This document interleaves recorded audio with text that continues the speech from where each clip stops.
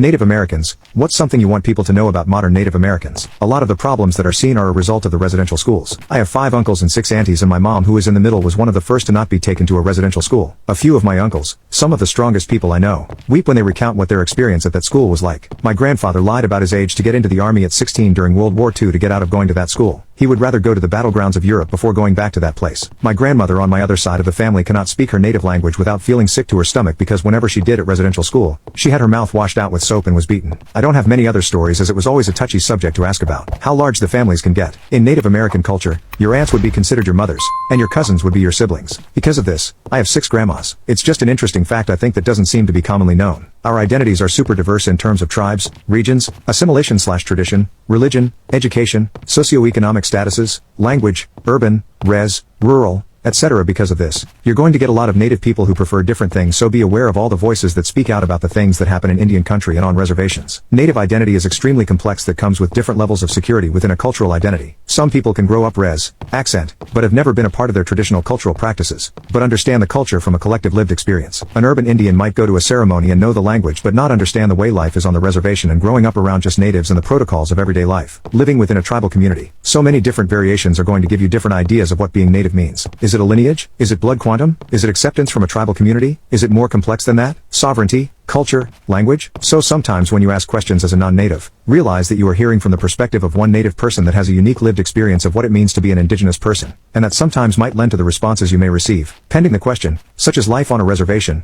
where, per cap tribe or not, rural or not, mascots, blood quantum, tribal government, language, culture. With that said, this does create a lot of tribal politics amongst our people, and it can get pretty vicious, especially when you include nepotism in a tribal community.